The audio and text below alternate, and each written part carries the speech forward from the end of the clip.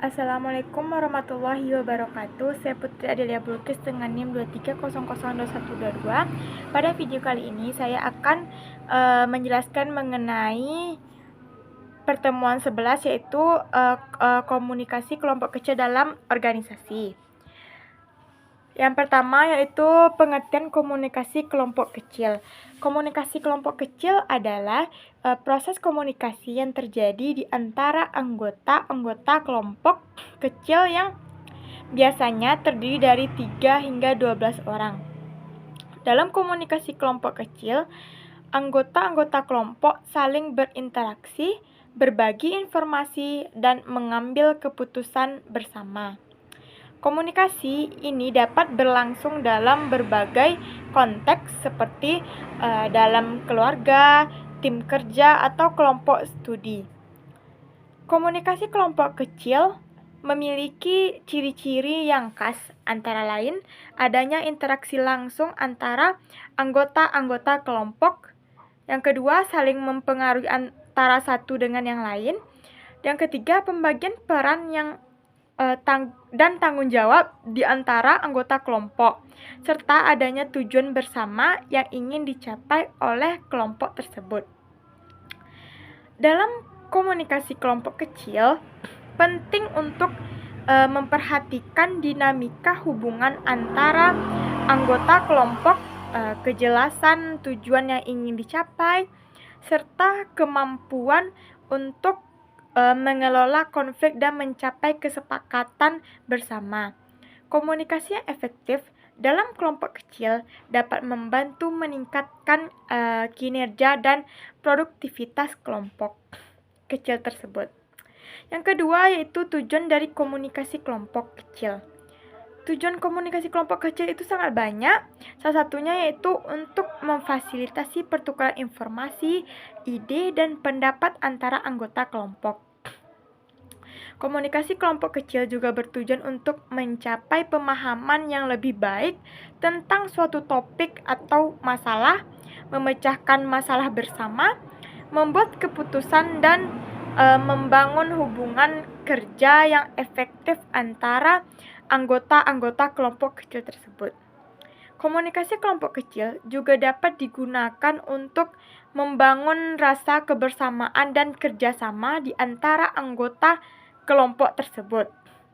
Yang ketiga dari pembahasannya yakni karakteristik komunikasi kelompok kecil.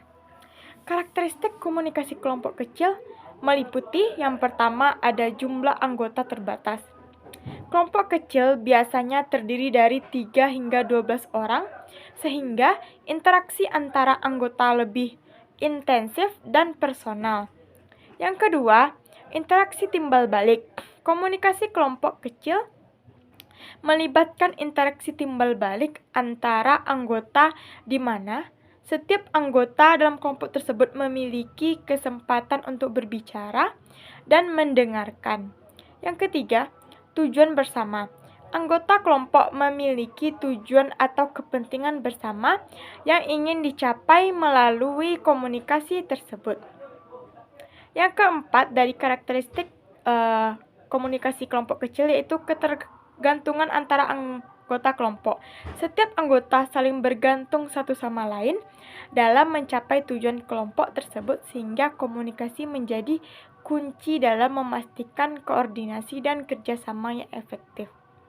Yang kelima yakni norma-norma kelompok. Kelompok kecil memiliki norma-norma atau aturan tidak tertulis yang memengaruhi pola komunikasi seperti cara bicara, sikap terhadap perbedaan pendapat, dan lain-lain. Yang keenam, peran yang dinamis.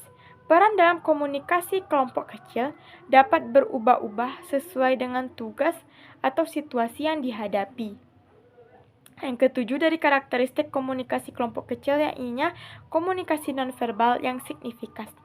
Ekspresi wajah, gerakan tubuh, dan bahasa tubuh lainnya memiliki peran yang sangat penting dalam komunikasi kelompok kecil dalam suatu organisasi. Yang kedelapan yaitu keputusan bersama. Komunikasi kelompok kecil seringkali digunakan untuk mencapai konsensus atau membuat keputusan bersama. Yang kesembilan, yakni identitas kelompok. Komunikasi kelompok kecil dapat memperkuat identitas dan kebersamaan antara anggota serta membangun hubungan yang erat sesama anggota kelompok. Yang keempat, pembahasan kita itu variabel kunci komunikasi kelompok kecil.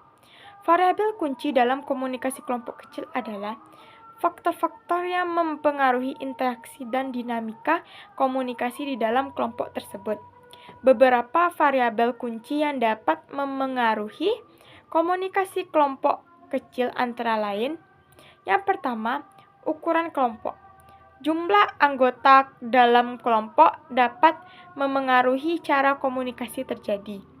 Kelompok yang memiliki anggotanya lebih kecil cenderung memiliki komunikasi yang lebih intensif dan interaktif daripada kelompok yang lebih besar atau lebih banyak jumlah anggotanya.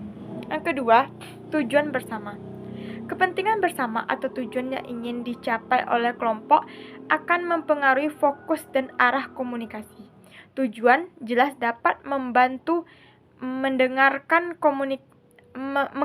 komunikasi menuju pencapaian tujuan tersebut. Yang ketiga, peran dan struktur. Peran dan struktur dalam kelompok seperti pemimpin, koordinator, atau anggota biasanya dapat memengaruhi bagaimana komunikasi tersebut berlangsung dan bagaimana keputusan diambil. Yang keempat, norma-norma kelompok. Norma-norma sosial dalam kelompok seperti nilai-nilai, keyakinan, dan aturan-aturan tidak tertulis juga memengaruhi cara komunikasi berlangsung di dalam kelompok. Yang kelima, ada keterbukaan dan kepercayaan. Tingkat keterbukaan dan kepercayaan antar anggota kelompok akan memengaruhi sejauh mana komunikasi dapat berjalan lancar dan efektif. Yang keenam, konflik. Kemampuan kelompok untuk mengelola konflik dan mencapai kesepakatan juga merupakan variabel kunci dalam komunikasi kelompok kecil dalam organisasi.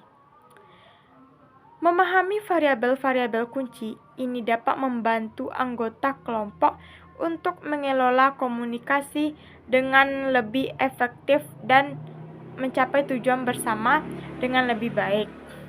Yang kelima, pembahasan kita itu manfaat dari komunikasi kelompok kecil dalam organisasi.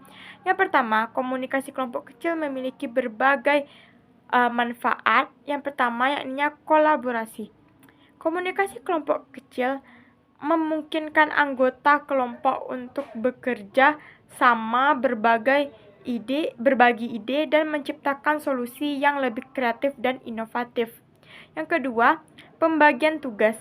Dalam komunikasi kelompok kecil, anggota dapat membagi tugas dan tanggung jawab sesuai dengan keahlian atau bidang masing-masing, sehingga pekerjaan tersebut dapat diselesaikan dengan lebih efisien. Yang ketiga, dukungan emosional. Komunikasi kelompok kecil memberikan kesempatan bagi anggota untuk saling mendukung secara emosional sehingga dapat mengurangi stres dan meningkatkan kesejahteraan psikologis.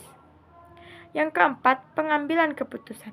Dalam komunikasi kelompok kecil, anggota dapat saling berdiskusi untuk mencapai kesepakatan dalam pengembalian keputusan sehingga hasil keputusan cenderung lebih terencana dan terpikirkan.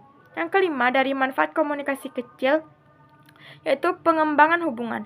Komunikasi kelompok kecil memungkinkan anggota untuk membangun hubungan yang lebih dekat dan personal sehingga dapat meningkatkan rasa kebersamaan dan kepercayaan antar anggota. Mungkin hanya itu yang dapat saya sampaikan. Terlebih terkurang saya mohon maaf. Saya sudah dengan Assalamualaikum warahmatullahi wabarakatuh.